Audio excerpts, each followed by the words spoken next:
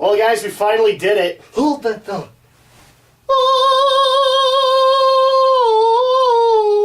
Okay, there we go. Well, guys, we finally did it. We saw Zoolander too. Well, we finally saw a comedy. So a lot of people might have noticed when we did Hail Caesar, we complained that it really wasn't a comedy. Yeah, it wasn't. So it wasn't really our first comedy, was it? No. And this year, when we saw that Zoolander was getting a sequel, I'm just curious. Have you seen the first one? Yeah, I've seen the first one. So when we saw there was a sequel, at first we didn't jump at it. We were just like, eh. And then I think as soon as we saw some trailers for it, it's when it warmed up to us, and we're like, okay. And we haven't done a comedy before. And really, the other thing that helped was we started doing dramas. We're like, we need to take on other genres, including comedies. Yeah. So welcome to our vlog for Zoolander. See, this is the part that I'm not sure about, because it's Zoolander 2 in the movie. That's how they introduced it as the main credit. But if you notice, all the pictures did Zoolander number 2. Mm-hmm. Like a perfume or something. So, however it's said, you will forgive us if we didn't get it right. But welcome to Draken Shadow Vlogs, where we talk about the movies and we give you a recommendation whether or not you should go. Being that this is a comedy, I guess first of all, premise. We do this. If you haven't seen these videos before, welcome. Check out the backlog. We do actually get into the plot. So spoilers are ahead. In this case, though, since it's a comedy, there isn't a whole lot of plot. It's really just, comedy, it's like they took a bunch of comedic bits and then they shaped the story around them. So at this point, while we will do a plot summary, I have a feeling that the spoilers here are going to be spoiling what we thought were the funniest moments of the movie. So if you don't want to be spoiled, if you want to be able to experience those moments, turn this video off and go watch it. Okay? We're not even going to wait for you. We're not. Even though you press the pause button, it doesn't work, people. We engineered it. We reverse engineered it that it doesn't work. And you won't be able to play the video again? Well, you'll be able to play the video again. We want the views. So here is roughly the plot. The plot. The plot is Derek Zoolander had a bunch of other bad luck happen to him after the first movie. That's how it started, right? He had a bunch of bad luck and then he got put into the relaxation camp. So he's had a bunch of other bad stuff happen, including having his son taken away from him. And so at this point he decides to quit from male modeling and become a hermit, or rather, as he put it, a hermit crab. And that's the way it kind of stays. There's like this whole year kind of prologue deal kind of done. And I think it was, 2010 when they said he announced that? Yeah. So at that point, 6 years have gone by, and he has been in seclusion. In the meantime, though, a bunch of pop stars have died. In fact, we're going to cut this out right here and now, because I want you to be shocked when I actually start saying the names. All right? Just gasp, gasp, and then Justin Bieber, you don't give a fuck. Right. Yeah, cut this out. Cut this out, future Alex. Such great stars as Usher. Not a single gasp. That shows how much Alex cares. What were the other pop stars that showed up on it? I don't know. I couldn't read any of them. But the one that we know about is Justin Bieber, which really, frankly, nobody gives a shit about. I blame you, Internet. You're responsible for that piece of shit. Sorry, I'm going to blame you. You don't like the fact that he's an entitled douche nozzle? You made him that way. So we get to watch him die, and frankly, his death wasn't worth it. Should have died in a much more sinister way. Can we just put him into a Diablo game? Can we just do that? I have a hatred for Justin Bieber. That I can tell. But apparently that sets events in motion for the Interpol Fashion Division to look into the case and want to bring both Hansel, played by Owen Wilson, and Derek Zoolander out of retirement. skipping along the plot as we go, we eventually find out that there's apparently a labyrinthian Da Vinci Code plot. Seriously, this was like fucking Da Vinci Code.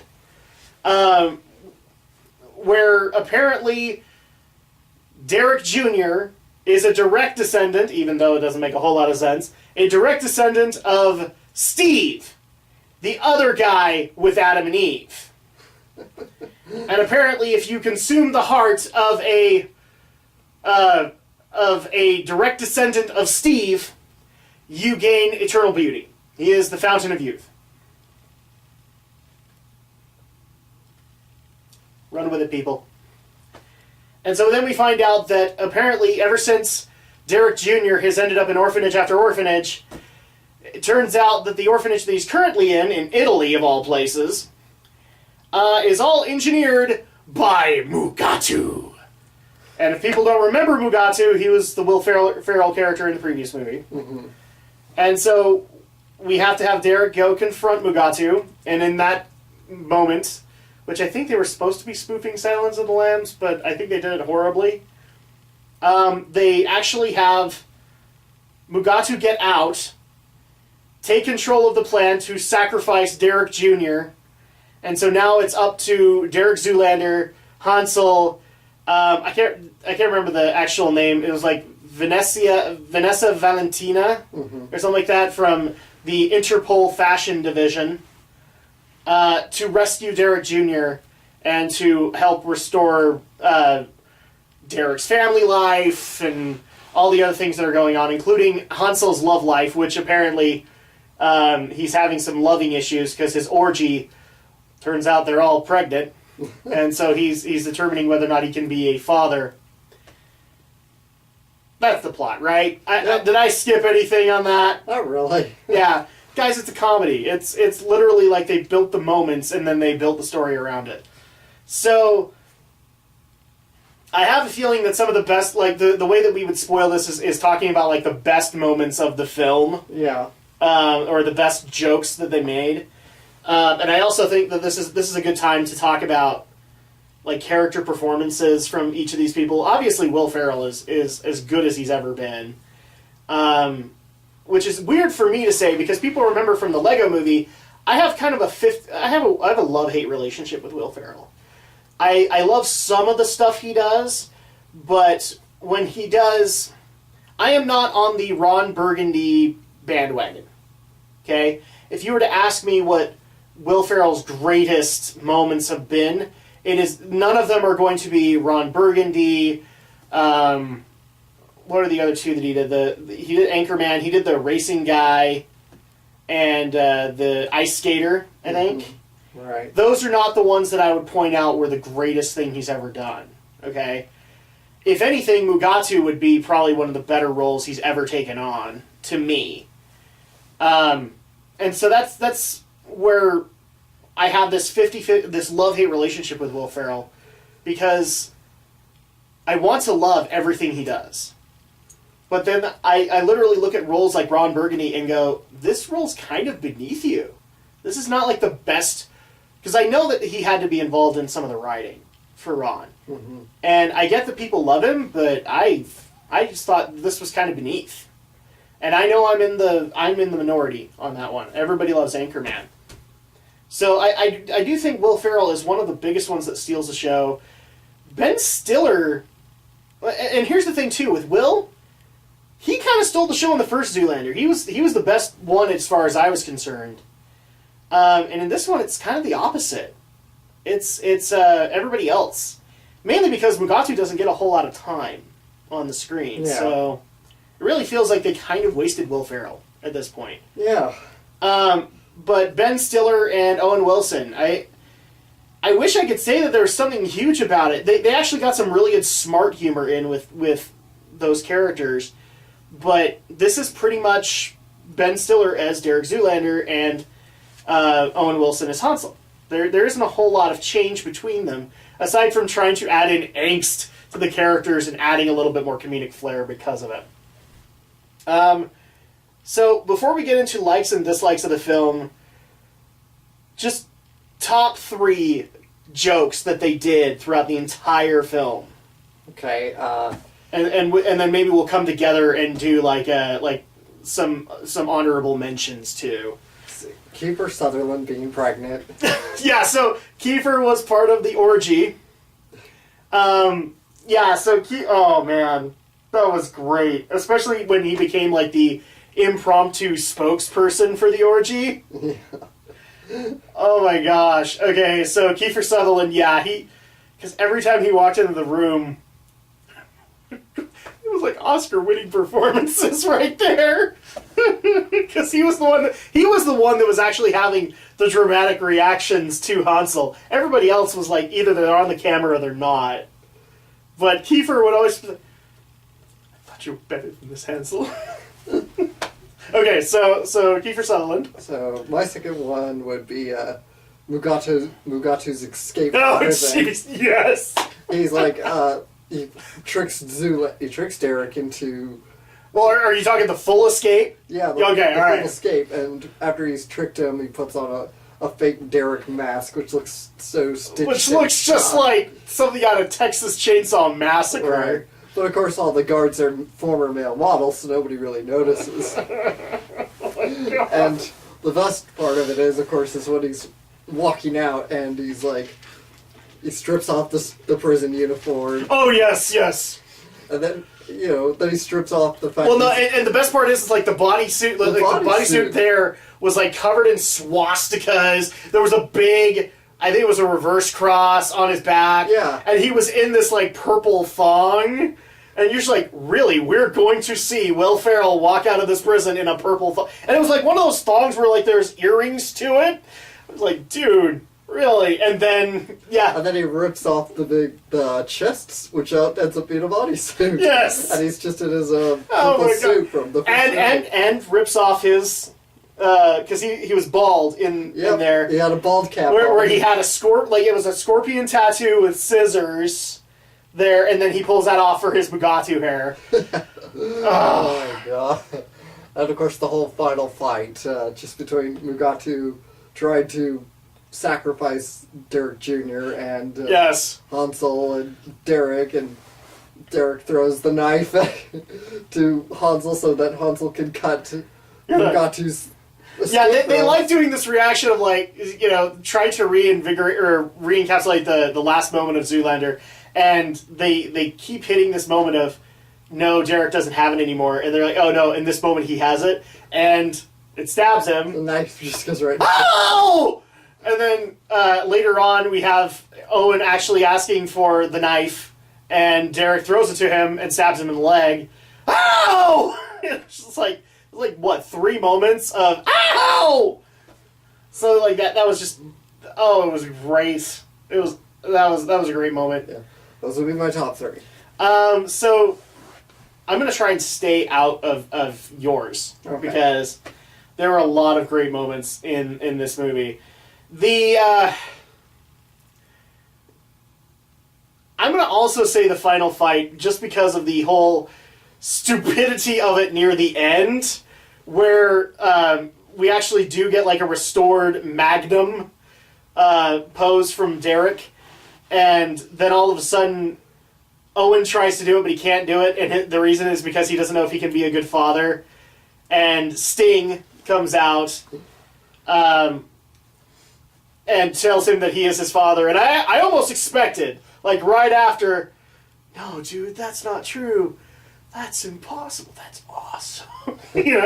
And so they had that, and it's still not enough. And so they have to bring in Derek Jr., who is like the Goku of male models, basically. And I love the cuts to Will Ferrell on that one. I was like, El Nino, the prophecy was real. Especially like 10 minutes earlier, he's trying to tell everybody the prophecy was bullshit. Right. I made it up. Really? You believed in Steve? So other moments that were really good in the film, I don't want to call this one out, but, it really kind of encapsulated the first little bit of the movie where they tried to hammer it this endlessly that they are old. Mm-hmm. And I know that Robin Williams is rolling around in his grave for doing this, but they actually have them come out in their first fashion show in like 10 years. out in Mork costumes with name tags saying old and lame. Mm-hmm. Hi, my name is old. Hi, my name is lame. And so at that point, I know that was probably like a nice little nod to Robin Williams in there, but the old and lame just kind of took away from it a little bit. And what brought it right back was Benedict Cumberbatch. So we need to mention this really quick, because this was just out of nowhere. Benedict Cumberbatch plays, what was his name? All, yeah. So he's supposed to be like a Lady Gaga-esque character. He's very androgynous.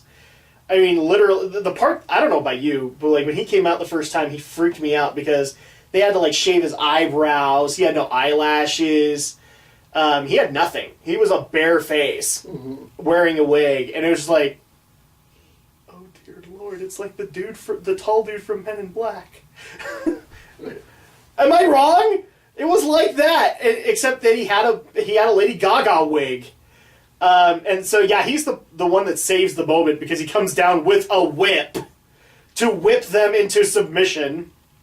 So I at least have to make that honorable mention. The other major moment was kind of in reference back to the knife, where at the beginning, Hansel, they try to hammer that Hansel has been disfigured by this major moment. Basically, Zoolander's Center for Kids Who Can't Read Good came apart, because they actually used, like, popsicle sticks and rubber cement in the making of it. And so he's supposed to be hideously disfigured, enough so that he's actually wearing this Phantom of the Opera-esque mask. And then they go to their room, and Derek is trying to console him. And so he basically says, oh, no, you need to take that off. You're still beautiful, Hansel. You're still beautiful. And he takes it off, and then we get the, oh, yeah! And then they turn over to him, and it's like this tiny little scar. This tiny little scar. Yep, that's it. And then they referenced it back in the knife, because he actually gets stabbed in the cheek. Derek does. And at that point, like, when they go to hug each other, he's like, oh! And Derek's like, is it that bad? Welcome to my world, Derek. Cutie Christmas! This thing is going to heal, and it's going to be the super small scar. So I did like that part, or that joke that they try to make. And I'm boring the crap out of Alex, apparently. No. He gave away the Mugatu reveal, and I love that whole concept, because you know that he was trying to silence the lambs. Mm-hmm. Oh, you know what, another good moment was the boat? The boat. Where we find out that Valentina apparently was a former swimsuit model, and I love that as soon as she said that, oh, you have my deepest condolences. And she says the reason that she couldn't get into legitimate modeling was because of her boobs. Right. And then she's got like this whole moment where it's like, because of these ginormous natural gazongas. And then they cut out to Derek and Hansel is sporting a very big boner. I actually wanted to look back in the first movie and see if they'd done a joke like that before. Because I know they had to have at least done it once. I don't think so. Nothing like that was in the first movie, though. I'm pretty sure if you went back, they had a boner joke in there somewhere with Hansel. Because the basis of the character is that he has orgies all the time. Mm-hmm. Another good moment... I shouldn't laugh at this, and I told you, again, in reference to something you already have brought up, but, so, there's a point where Hansel is trying to figure out if he can be a dad to 10 people in his orgy. They literally all come up with the pregnancy test positive. And keep in mind, there were some guys in there, including Kiefer Sutherland, for crying out loud. And so, at that point, he's struggling because he doesn't know if he can be a good father figure, and he runs into an old orgy that he used to be involved with. I don't know if that's a reference to the original one, but... and Kiefer Sutherland kicks down the door to see him cheating, and then we get to have, like, this Oscar moment with Kiefer. It's like, I don't even know you anymore. And he's the last one to walk out. And then at the end, and again, I know I shouldn't laugh at this, but just Kiefer's performance sold it. is the fact that they basically hint that Kiefer miscarried. And his reason is like, all but one. I guess I shouldn't have kicked the door down. It's like, I shouldn't laugh at that. Yeah. But Kiefer's delivery just sold it. Just sold it. And it was golden to behold. So I had that. And just as another moment, because I keep on feeling like I'm stealing from your thunder here, just the whole Mugatu plot revealed, where he's literally like screaming at every major modeling or major fashion designer. And especially the moment that I appreciated was, but why did you have to kill Justin Bieber? And he's like, are you freaking kidding me? I killed Justin Bieber! I did the world a favor! So, and again, Will Ferrell's delivery just sold it. And the fact that he was trying to do the whole wushu movie, silk, what is it? Like a piece of silk, and he's trying to wrap himself up to get out. Mm-hmm. That was just golden. So yeah, those are my mentions. Any other prominent scenes we want to do as an honorable mention? I would dare say one of the other one, because I want to give credit to the kid, Cyrus Arnold, who played Derek Jr. I'm sorry, but the moment, like, again, this was one of those moments in the original one you shouldn't have laughed at, where they're playing around with the gas hoses and lighting themselves on fire.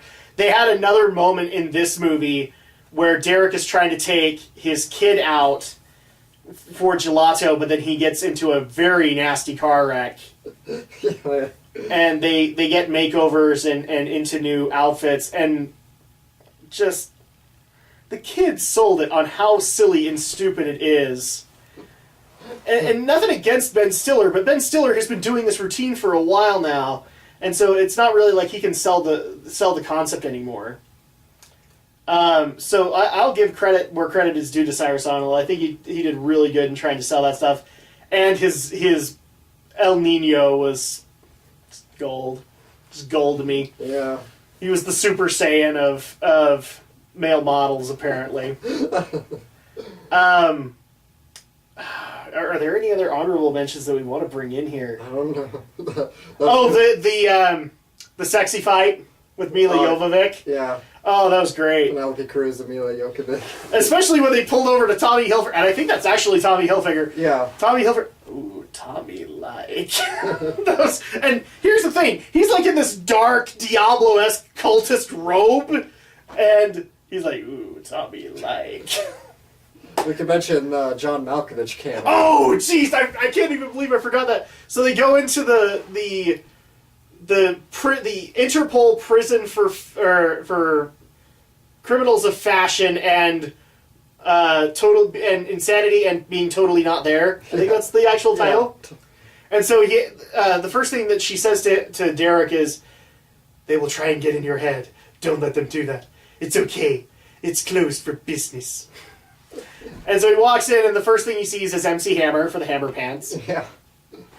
And the second one, I can't remember what the crime was, but it was John Malkovich. It was for inventing the sport jacket. No, the members only jacket. The members only jacket. The members only jacket, and it was John Malkovich. I love you, John Malkovich, but is there not a movie that you will not whore yourself into? And he even tried to do like a whole Silence of the Lambs moment for himself. And it was so out of the blue to see John Malkovich come out as a fashion reject, basically. And those are the only other two that they showed, aside from Mugatu. And Mugatu's was just absolutely stupid. Making these Texas Chainsaw Massacre masks of Mugatu and Zoolander, and then just putting the Mugatu mask on Zoolander. Yeah, those are pretty much the honorable mentions, and if we spoiled these funny moments for you, I'm sorry. But again, a special mention just to Benedict. Because Benedict, I don't think Benedict Cumberbatch gets enough credit. When he wants to sell a role, he sells it. And bringing him in as this Lady Gaga male model it just sold it to me. It was great.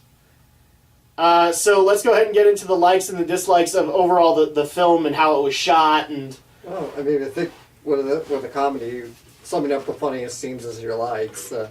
yeah, I mean the shots were, or the jokes were framed really, really well. Yeah. There were a couple of bad moments here and there, but not horribly. Oh, do you want to know another honorable mention? The swimming. Oh, yeah. Where she, like, makes it such a big deal that he has to grab onto her boobs. And I love Ben Stiller, but you know, like, he had to have been making tons of jokes when they were filming that, because he's trying to play it off as Derek is this androgynous guy, and he's literally holding Penelope Cruz's boobs in his hands, and she's, like, telling him to caress them tighter so that she can jump in and he won't be lost. You know Ben Stiller was giving her such crap on the set. So I'll give that honorable mention too. Anything we disliked about the movie?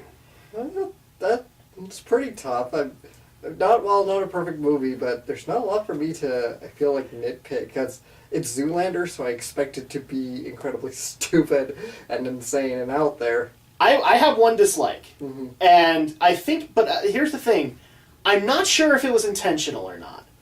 Because there were a couple of... I'll explain in a second. The CG implemented in the movie was really weird. In the fact that... So, I'll give a couple of examples. Where it just looked like either the guy they had in front of the Photoshop bay was horrible, or it was intentionally made horrible. Mm-hmm. So, the first example I'm going to give is the one kid who has the adult face, and he's 11, and he's the agent for Don Atari. Right. Is that his name? Yeah. Because it looked like he was horribly photoshopped. His head was horribly photoshopped onto this kid. So that's one of them. But then we had the Derek Zoolander old school Aquavitae commercial, where it was brilliant and it worked really, really well. They put him as a centaur cow, and it was flawless. So we had those moments, and we also had the CG for the Mugatu escape, where it actually looks like this is legitimately his body. And then he'd rip off the moments, and that's great. I'm trying to think of another bad one that they did with the CG. I want to say there was CG work done on Benedict Cumberbatch's face, but I can't confirm it. I couldn't see it all that well. Oh, and the Interpol set. That was pretty bad. That was like anime bad. In fact, a lot of the CG stuff from that was just dumb. But again, we had good CG and we had bad CG, so I'm not sure if the CG was intentionally made to look that bad. Mm-hmm. So I'm going to call it a dislike just because I couldn't figure it out. All right. So we've done all this. Let's go ahead and get into our final score for it. How would you rate Zoolander 2?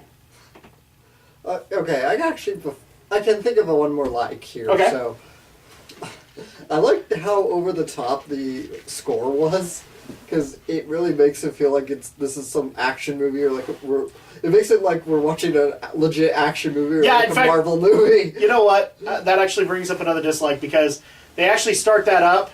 And I'm sorry, but anybody who tries to make Justin Bieber look like he's fucking Black Widow, no, you don't do that. But yeah, they did that with the tone, and it worked. Yeah. Until you got to Interpol, and it was like, really? Interpol has a fashion division? Yeah, I get it, people. It's comedy. It's supposed to be bombastic and off. But at the same time, it's like, dude, that set was way more bombastic than any CSI set. You have to agree on that one. Yeah, but, that's probably the intent. It's probably spoofing crime dramas. I mean, this spoofed a lot. I mean, it spoofed crime drama, it spoofed action movies. I actually reached over to you, and I'm just like, dude, this is like Street Fighter the movie, where Chun-Li is coming into she's an agent of Interpol, and she's coming in her blue dress. Right. That's what this is! Right. To me. We had a Da Vinci Code-esque spoof, so it's like, there's a lot of little parodies here. Or even better, when they did the whole computer spoof of, like, they were trying to explain that this is blue steel. So all the celebrities died with a Zoolander look. Mm-hmm. as their last selfie. And by the way, guys, nobody, when they're dying, is about to take a selfie, okay? Fuck you, Justin Bieber. Right up the A.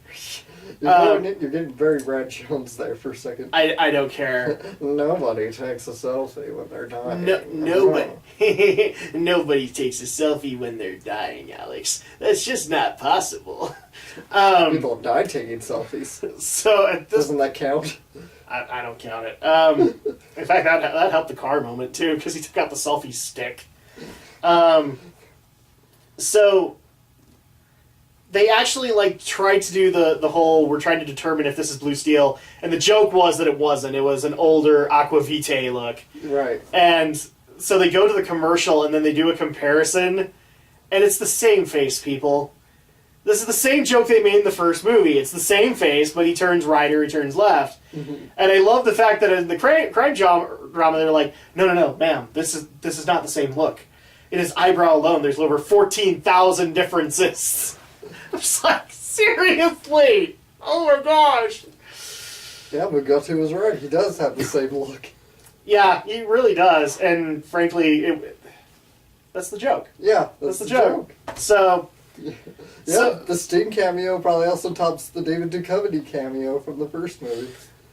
I don't know. I'm not there yet, because I really do love the David Duchovny cameo. Yeah. I don't want to say Sting was better. I want to say it was on par with it. Especially with the, where he does the whole Dalai Lama thing of, Hansel, you can ask me one thing. What do you want to ask me? Is it true that you've gone for 10 hours? I cannot comment. It's because Sting was being a good sport with that. Yeah. So other dislikes or likes that we want to bring in? I think that's about it. Now we can get into our okay, so final analysis for it. Alright. Pretty typical Zoolander movie, pretty average, so I'll give it a solid 7. Yeah, I mean, the problem is, when rating a comedy, you actually have to take it from a different threshold. Mm-hmm. Because it's not just, is the plot coherent? No, it's not. It's a comedy. It's whether or not the jokes were good, whether or not they entertained the audience, and overall was it an enjoyable experience. Not necessarily a popcorn eater because you choke, but did you actually walk away feeling happier than you walked out with? That adrenaline feel. I'm kind of surprised you gave it a 7. Yeah, just middle of the road. It's a pretty typical comedy movie. It's kind of what I expect out of Ben Stiller. Yeah, especially when he's directing. Mm-hmm. So, although I will actually say one thing that didn't happen that I was expecting was a Jerry Stiller cameo. Well, we kind of had it because... No, but that was from the first movie, so I don't count that. Well, technically, it's new, because you said... The scene we had with Jerry Stiller was... and it's 2 seconds long. He's like, I'll talk, I'll give you everything. Yeah, but that was in the first movie. No, it wasn't. Well, they had one. They had one where he was in a jumpsuit. Yeah, but they didn't have him where he's in an interrogation room. No, they did. No, they didn't. Okay. No, the first movie ended with Jerry Stiller. Oh no, yeah, that's right. He confessed it. Yeah, he was being hauled off. He just pretty much said, "Yeah, Mugatu, I have plenty of backup files to." Yeah, but wouldn't it have been great to see Jerry Stiller in the jail for fashion criminals? Yeah, we should have gotten full Jerry Stiller. Yeah, I mean, could have been. I feel like Jerry Stiller was kind of was not properly used, and it could have been, because I actually loved the role he had in the movie where he was Derek's agent. Yeah, I love that whole concept, but they didn't really utilize him. Right. Well, he was put into witness protection, so witness protection. So he wouldn't have been in jail, but we could have gotten. We really could have stood to have more Jerry Stiller, and we could have also stood. I would have liked to have seen John Voight come back as Derek's father. Oh yeah, that's right. He was Derek's dad. Yeah, I forgot that. That would have made, I think, things come full circle. Derek wanting to reclaim his son, and even better, have Angelina come out as Derek's estranged sister. Those lips. Anyway. So your score is 7 out of 10. Yeah. I'm going to go 7.5 because while I do have complaints about this film, compared to the original, because I'll be honest, one of the greatest moments of that movie to me was the David Bowie model off, or no, what was it they called it? A walk off. Mm-hmm. I love that moment, and I really wanted another walk off, and it didn't happen, but I get why. I'm gonna go a little higher because some of the moments were way better and sold so much better in this film. I would actually dare say Ben Stiller gave a better performance in this film compared to the original. Now that the character was set, he could actually just be a total narcissist with it. Yeah. Owen Wilson did a great job, but I actually would say he's probably the lackluster element in this, because the whole I'm learning how to be a dad wasn't as compelling or as funny. And really those moments go to Kiefer. Kiefer was the one that sold the moments, not Owen. Right. So, sorry Owen, I love you, but when Kiefer's giving Oscar-winning performances, you know what? He deserves a Best Actor nomination next year. Because that was great. And also just the added concept of Benedict Cumberbatch, I think, did really, really well. Penelope Cruz, just... Dude, she sold the whole Austin... Like, I don't even want to say crime drama. I want to say, like, Austin Powers. That's what she was doing. Yeah. She was trying to be the next Austin Powers lady. So I'm going to rate it a little bit higher. 7.5, I think it's worthwhile. Yeah. As far as how much would you dare say to people, like, how much money would you dare say spend on this? Mm-hmm. Comedies are harder because at that point there's really no advertisement for 3D. So I'm actually going to change the rules just a little bit, okay? And I'm only going to give you 3 distinctions to work with, Alex. All right.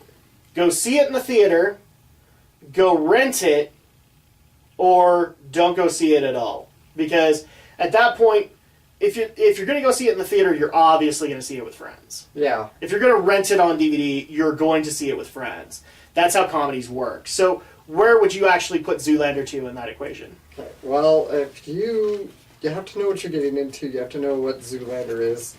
If you saw the first one, and if you like the first one a lot, then go see it in the theater with your friends. Yeah. If you thought if the first one had to grow on you, had to kind of grow on me a little bit too.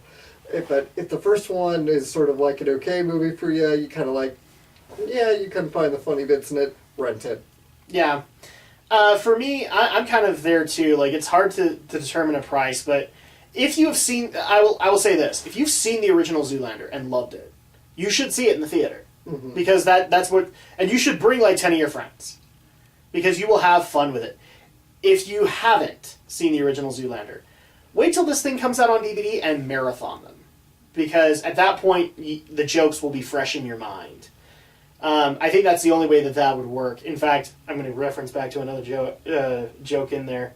It's like, I got both Jack Ryan and Jack Reacher. Tonight I'm going to have a jack off. By the way, special mention, Billy Zane. Yeah, Holy crap, man. I love you. There was actually a moment where we were thoroughly convinced he was going to be the villain of this movie. Like, we were going to find out ultimately he was behind Mugatu this entire time. But I love the whole concept that in order to get Hansel and Derek there, he had to bring them their Netflix order. That's great. And it's just Billy Zane being Billy Zane. Yeah. I swear, he doesn't play anything else. In fact, Nostalgia Critic, if you do not make the Churchill Finder joke with Billy Zane for this review, you missed out. You totally missed out. Because that's Billy Zane there. Yeah, so that's going to be my recommendation. If you've seen the original movie and loved it, go see it in the theater with friends. If you haven't, marathon them. Yes. Because you will enjoy it. But I would definitely not recommend this to people. So, yeah. But I think that's going to go ahead and do it for this vlog of Zoolander 2. Now, I'm actually going to warn people in advance, because this is going to be the last that you guys see of us for a while.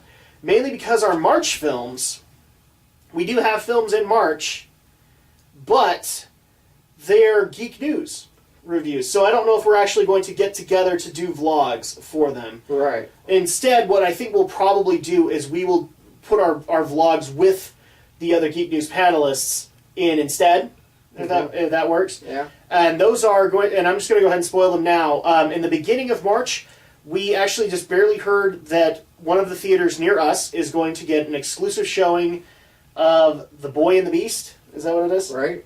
The Boy and the Beast. So we will be doing a roundtable discussion with myself, Alex, Aldo Gomez, Stephen Romney, and is Brenton Valley. Brenton Volley is going to be coming. Is it Volley? Valley, either way. Tomato, tomato. Sorry, Brenton. We didn't mean to not say your name right. Brenton, I think he's stepping in for both of them, isn't he? Yeah. Okay, so Brenton will be joining us for Boy and the Beast, but also in the latter end of March, we've got a big one. It's time, Alex. 3 years we've been discussing this movie, and it's time to actually see it. That is Batman v Superman, the Supreme Court case of Batman v Superman: Dawn of Justice. And there's a lot to discuss. Is Ben Affleck a good Batman? Is Gal Gadot a good Wonder Woman? Does Zack Snyder know how to write Wonder Woman? Do we have a good Lex Luthor? Do we have a good movie? And therefore a good launch into a DC cinematic universe? You guys will have to find out when we sit down with the other geeks. For the Batman v Superman: Dawn of Justice. Same Drac time, same Shadow Blazer channel. No, it's not on the Shadow Blazer channel. Sorry, guys. It'll be on Drac's channel. Same Drac channel. Same Drac time. Same Drac channel. I don't know why we're repeating ourselves, but we are.